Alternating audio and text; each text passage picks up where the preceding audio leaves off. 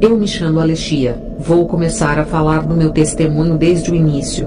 A minha mãe engravidou de meu pai e naquele dia eu fui formada no seu ventre.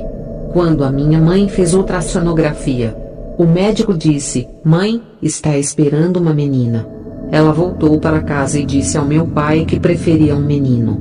Como era a sua primeira criança, ela queria um menino.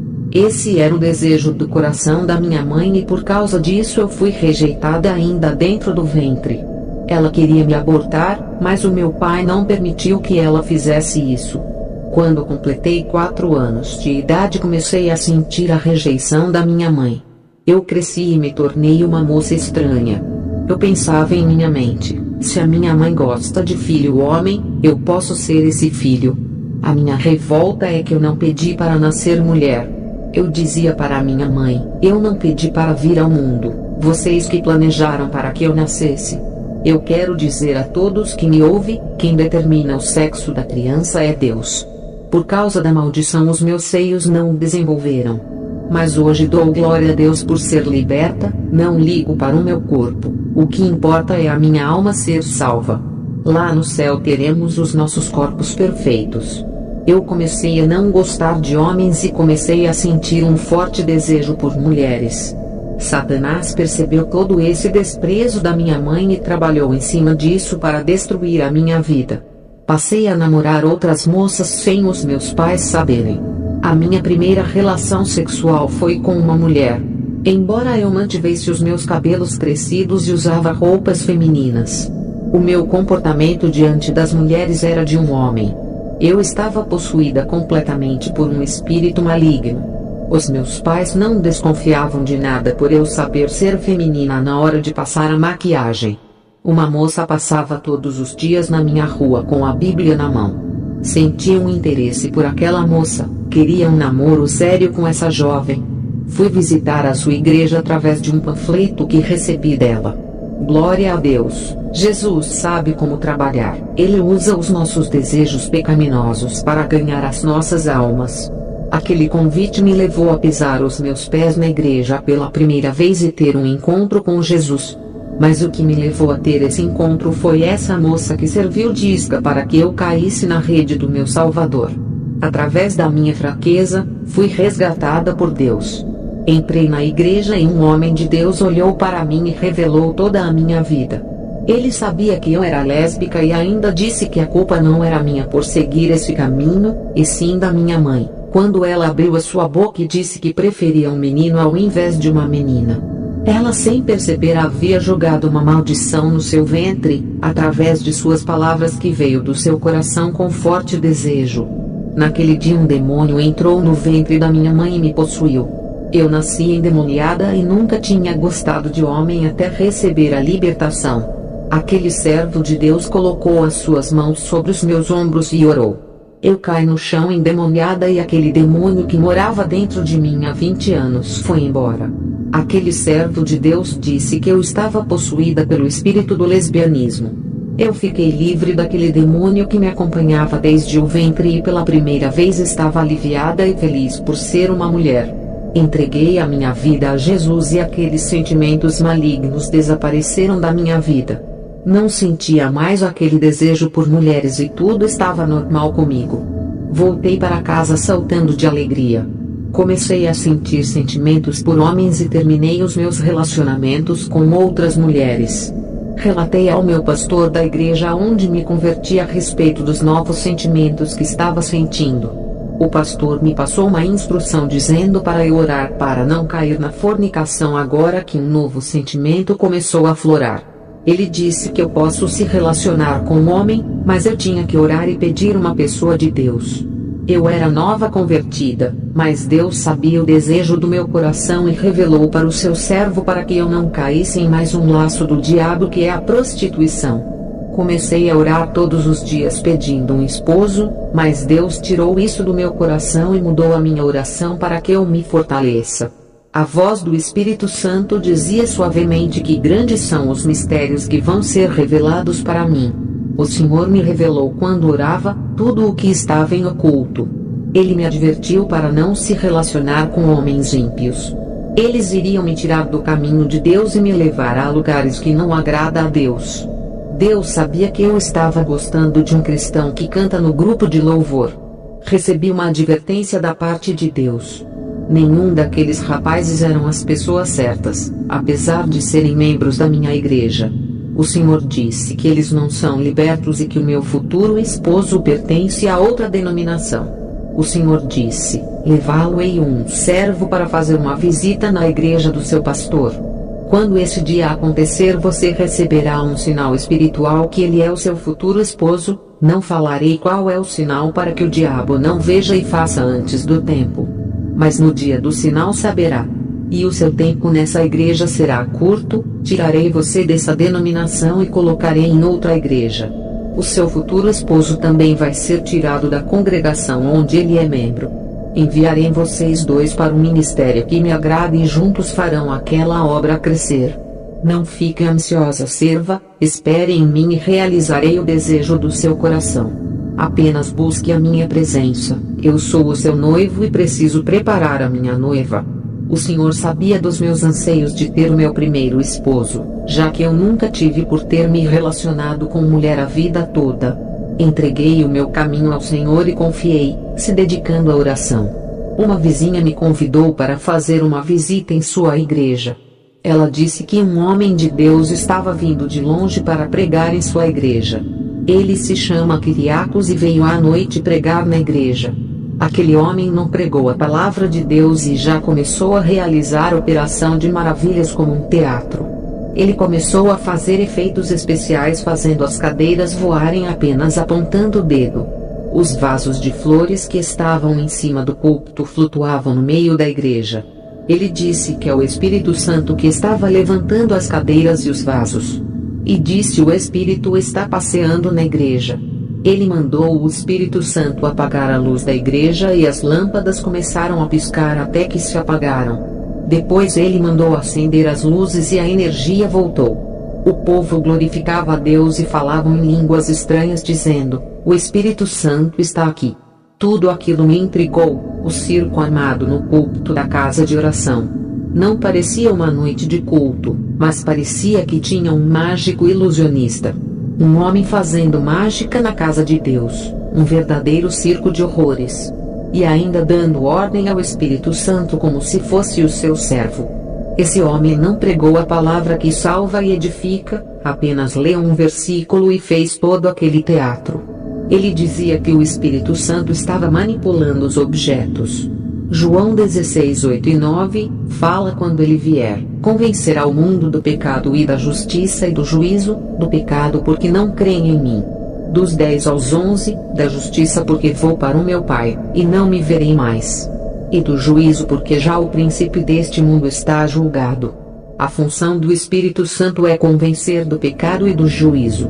O Espírito Santo não é artista de circo para fazer mágica fazendo objetos flutuarem. O que isso vai acrescentar na vida do povo? Quando acabou o culto, voltei para casa indignada. O que vou falar vai deixar a igreja assustada. Na mesma noite que esse homem fez aqueles sinais, um demônio horrível apareceu a mim e disse: está vendo? Os meus profetas também pregam, curam e fazem sinais, não são somente vocês que realizam. Olha os sinais que os meus filhos fazem, coisas extraordinárias que os verdadeiros cristãos não fazem. O seu Deus exige muita santidade e oração para receber um dom. Eu não exijo nada dos meus filhos e dou variedades de dons de sinais e maravilhas. Não precisa santificar e orar, eu posso dar muitos dons para você operar esses sinais e ainda faço o seu ministério crescer, faço conhecida nos 4 cantos do mundo. E aonde pisar os seus pés a multidão lhe seguirá. Pense bem, por mais que você ore e santifique, nunca fará tão grandes sinais iguais aos meus servos. Você viu o que o meu servo fez na igreja com as cadeiras e os vasos, fez flutuarem. Foi eu e os meus adeptos que levantamos as cadeiras e os vasos fazendo flutuarem. Eu posso fazer você flutuar na frente do povo da igreja e eles saberão que é uma serva de Deus. Eu, ouvindo aquele demônio falar aquelas coisas horríveis, fiquei paralisada de medo e clamei o sangue de Jesus. E aquele demônio explodiu na minha frente, desaparecendo. A minha mãe ouviu o estouro e correu para o meu quarto e não viu nada. O que aquele demônio disse a respeito dos sinais de maravilhas é verdade. Por mais que oramos e santificamos, nunca faremos sinais como aquele que vi na igreja. Embora o dom de sinais de maravilha exista, mas iguais àqueles que eu vi são demais. O prazer do Espírito Santo não é fazer um show para a plateia, mostrando que ele tem poder para fazer objetos flutuarem. O Espírito Santo usa uma pessoa para realizar o que é suficiente e acrescenta para a obra de Deus. Já o diabo gosta de se aparecer e dar espetáculos dentro da igreja, querendo provar que tem poder. O pior de tudo isso é a igreja se deixar enganar pela quantidade de sinais. A fé é pelo crer na palavra e não pelos sinais.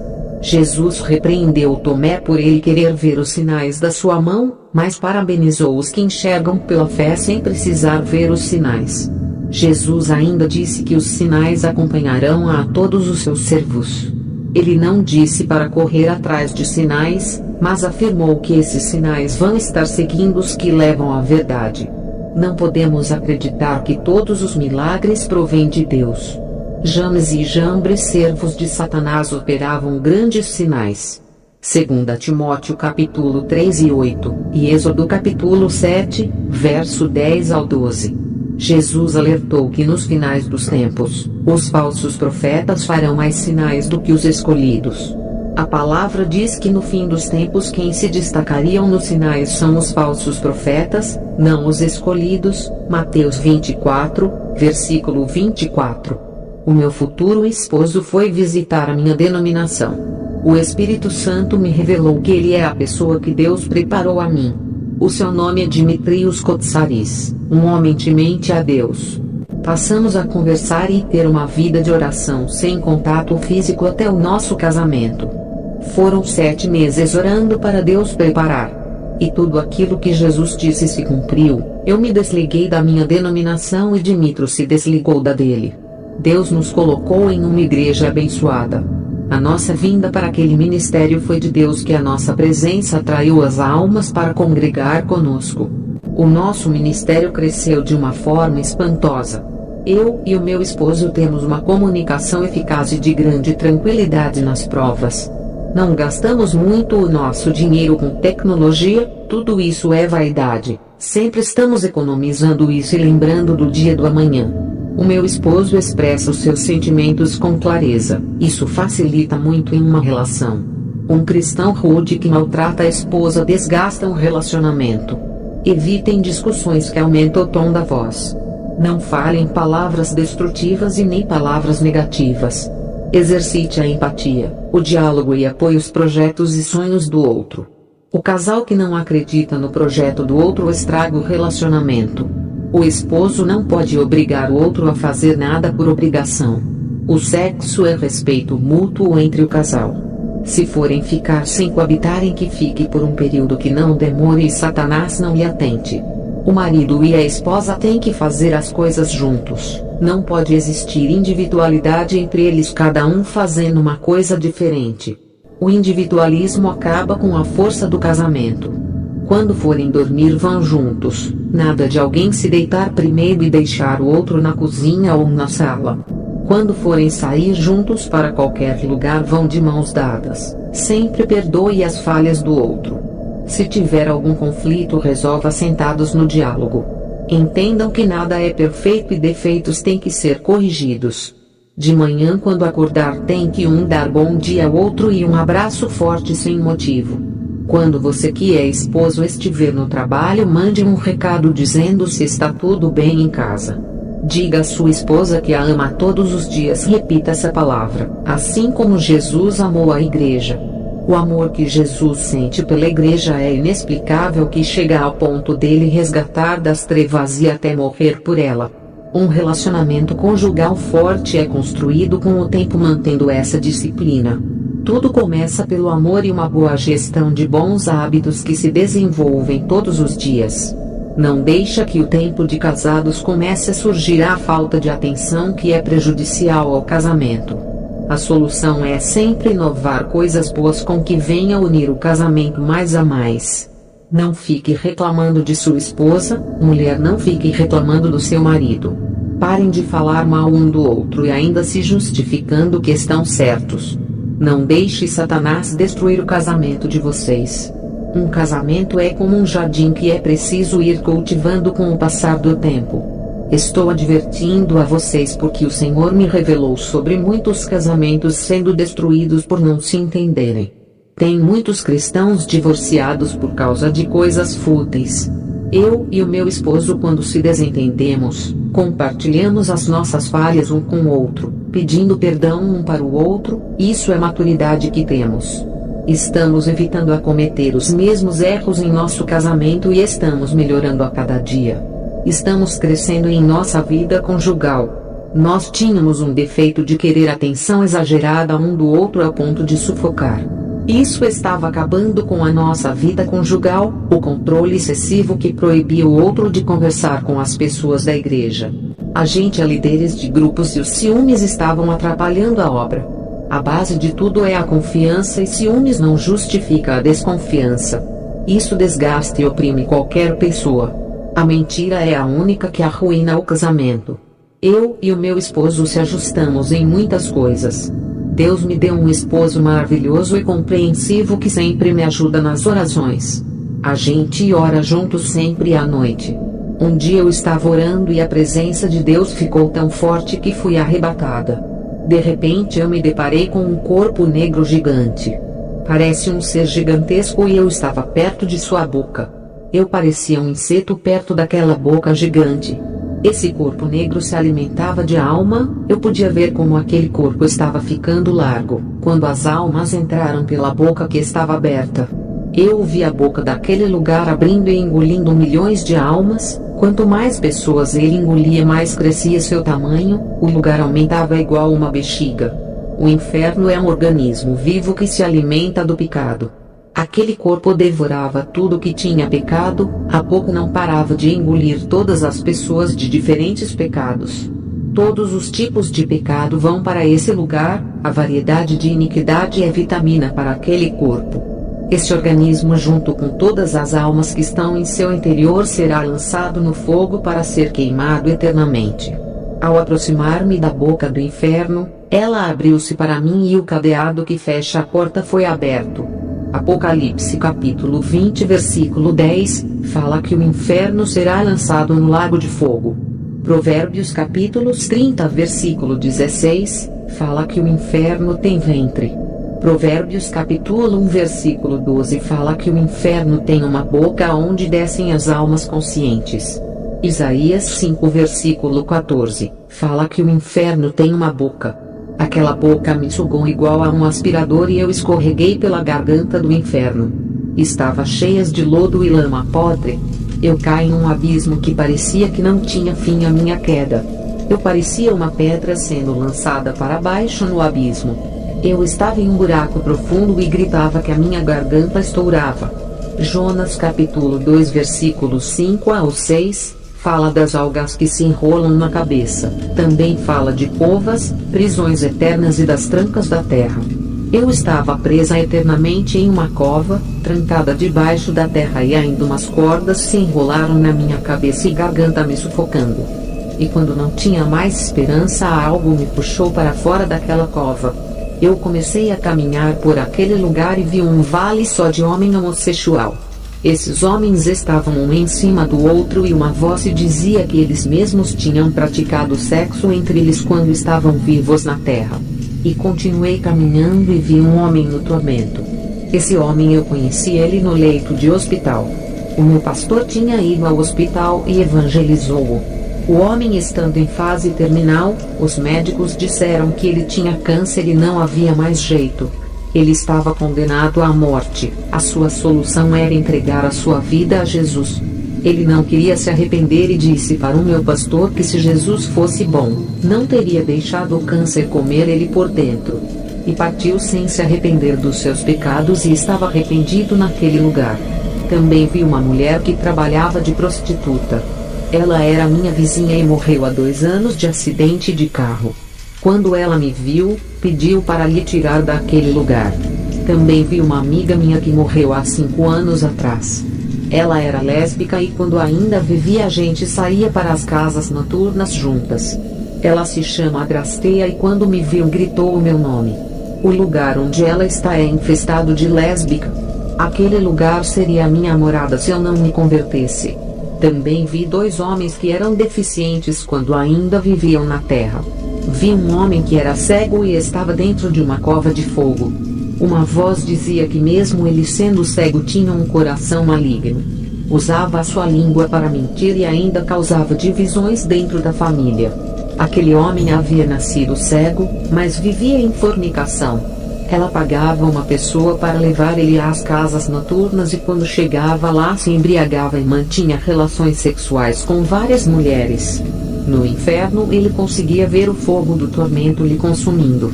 O outro homem estava sem perna e se arrastou pelo fogo. Uma voz disse que esse homem era um cristão, mas ele começou a caminhar para casas de prostituição. Ele trai a sua esposa que é uma missionária que vivia orando para Deus levantar o seu ministério. Ela também orava para Deus abençoar o seu casamento, agradecendo a Jesus pelo grande homem que Deus colocou na sua vida. Ela acreditava que ele era fiel. As suas pernas estavam levando ele para lugares que não era da vontade de Deus. Esse homem quando se converteu tinha prometido a Deus que os seus pés nunca pisariam nesses lugares. Ele tinha ganhado um carro de um servo de Deus que deu de coração para ele usar para a obra. Mas ele começou a usar o carro para outras coisas, levava os seus amigos ímpios para se prostituir nessas casas noturnas. E enchia o seu carro de mulheres. Ele estava pregando a palavra de Deus em adultério em cima do púlpito. Até que um dia ele não levou os seus amigos e foi sozinho se prostituir. Deus não queria que nada acontecesse com os seus amigos, e sim com ele. Nesse dia ele sofreu um acidente e as 2 pernas foram amputadas. A sua esposa chorou e questionava a Deus dizendo: Senhor, como o seu servo vai fazer a obra? O seu esposo também murmurava chamando Deus de carrasco. Até que ele desviou e o seu coração se endureceu. Mesmo sem as pernas tratava mal a sua esposa. E quando o povo da igreja ia visitá-lo, ele expulsava a todos dizendo que não queria saber de Jesus por permitir que ele ficasse sem as pernas. A perda de suas pernas não levou aquele homem ao arrependimento. Ele morreu e chegou ao inferno sem as pernas e se rastejava pelo fogo e gritava de dor. Continuei a caminhar e passei perto de um grupo de pessoas que estavam sendo chicoteadas pelos demônios. Uma voz disse: esses que vocês estão vendo são os desviados. Eles estão sofrendo as mesmas chicotadas que Jesus sofreu. Quando passei por aquele lugar e continuei a caminhar, eu vi milhões de almas caindo de cima. Elas pegavam fogo antes de chegar ao chão do inferno. Os gritos que ouvi naquele lugar são arrepiantes. Uma força me puxou para cima e eu estava fora do inferno. Fiquei flutuando nos ares. Uma voz disse: se prepare que vou lhe mostrar as visões que acontecerá no tempo do fim. Eu olhei para cima e vi um grande meteoro caindo do céu na terra. Esse meteoro, quando se chocou na cidade, derrubou 4 prédios que estavam juntos. Esses prédios tinham várias pessoas dentro que morreram com o fogo do choque do meteoro. Pedaços dos prédios caíram na avenida em cima das multidões de pessoas que estavam passando na rua. Os gigantes pedaços dos prédios caíram em cima de carros, casas, comércios e as chamas se alastravam por todos os lados. Multidões de pessoas foram mortas sendo esmagadas e queimadas. Essa visão me causou espanto, mas depois eu vi outro meteoro maior caindo dentro do mar. O impacto foi tão forte que as águas do mar ficaram agitadas e causou um tremor no fundo do Oceano Índico, Atlântico e Pacífico. As ondas subiram mais de 600 metros e continuou a subir passando disso.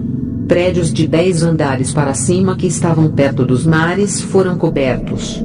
Pessoas foram arrastadas das janelas desses prédios através das ondas. As águas tomaram as avenidas, arrastando carros, caminhões, árvores, casas, prédios e multidões de pessoas. Isso aconteceu nos 4 cantos do mundo. Ilhas foram submersas, países pequenos à beira-mar desapareceram e civilizações foram tragadas. Pequenos países que são ilhas ficaram debaixo das águas no fundo do mar.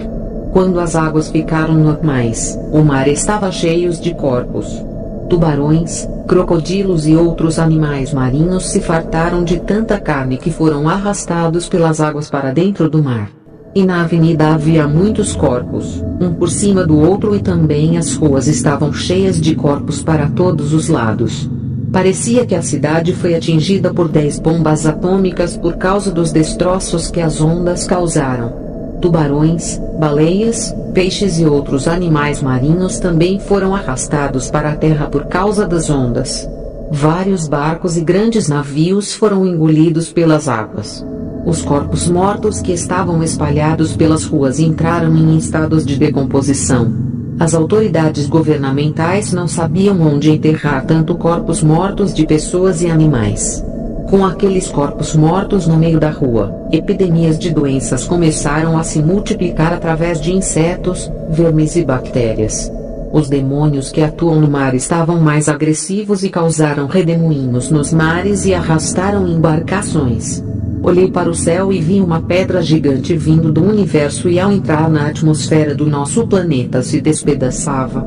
Aqueles pedacinhos eram pequenos nos ares, mas ao cair na terra eram gigantes. Cada pedaço daqueles caíram no mar e nos rios. Essa pedra gigantesca que veio do espaço tinha um veneno tóxico. Quando caiu nas águas elas ficaram contaminadas e milhões de animais marinhos morreram e ficaram boiando nas águas.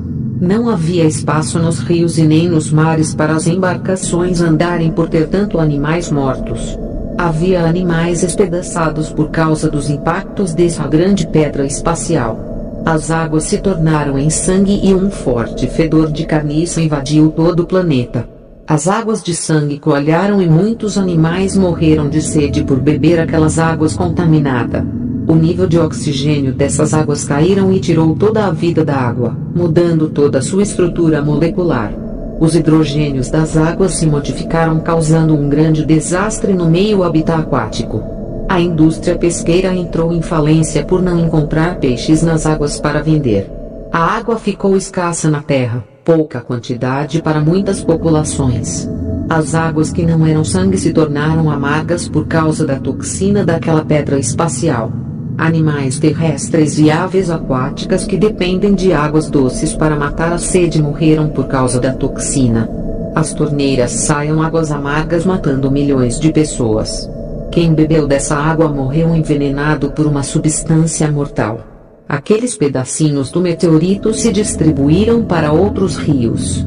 As correntezas das águas espalharam essas partículas levando a outros rios para matar os restantes dos animais que dependem da água doce. Restaurantes e lanchonetes que dependem da água para fazer comidas e sucos faliram. A água ficou mais caro que o ouro e muitos milionários davam uma fortuna para obter barris de águas limpas. A população pobre que não tem dinheiro morreram de sedes, somente os poderosos que conseguiam obter todas as reservas de águas. As hortas e todos os tipos de plantações que dependem da água morreram. As fazendas de plantações faliram por não ter águas para regar. A morte entrou ceifando milhões de pessoas e animais em todo o planeta. Os rios estavam contaminados pelos pedaços daquela grande pedra. Eu não sei dizer se era um rio com vários vertentes ou rios de outros lugares. Também vi vários rios se tornando em sangue. Não era só um rio, mas umas variedades de rios de vários lugares no mundo. Eu não sei se foi por causa dos meteoritos, mas a água doce da terra acabou e a reserva. E o povo para matar a sede bebiam sangue. O sangue saía pelas torneiras. Essa era a única água que servia para matar a sede dos povos. O sangue que saía das torneiras tinha milhões de bactérias e causava doenças mortais nas pessoas. Vendo aquela situação caótica, fiquei assustada com a terrível destruição que está por vir à terra. Lucas 21 versículo 25, fala, e haverá sinais no sol e na lua e nas estrelas, e na terra, angústia das nações, em perplexidade pelo bramido do mar e das ondas. O mar irá bramir, rugir como um leão feroz e tragará as vidas. Pessoas me disseram que o mundo não vai acabar com a água, por causa da promessa que Deus fez a Noé, e isso é verdade. O que o Senhor me revelou que as águas serão o seu juízo contra as nações rebeldes. Será a ira de Deus contra o homem que tem poluído as águas por causa do petróleo e matado os animais marinhos. A água também tem vida, se não tivesse os animais não sobreviveriam. As águas se vingarão dos homens que a têm destruídos. O Senhor me mostrou no fundo do mar, abaixo da terra, um monstro terrível. Eu não sei se é um demônio ou um monstro, mas é espiritual. O Senhor disse que ele é o Leviatã, que em breve vai sacudir as águas, aonde tiver rios, mares ou lagos. Depois dessas revelações eu voltei à terra. O meu esposo estava ao lado do meu corpo, que estava deitado ao chão. A gente estava orando juntos e ele disse que eu apaguei na oração, mas o Espírito Santo tranquilizou o seu coração e disse que iria ficar tudo bem. Agradeço a Deus por essa oportunidade de compartilhar o meu testemunho. Que o Espírito Santo dê graça e força a todos vocês. Amém.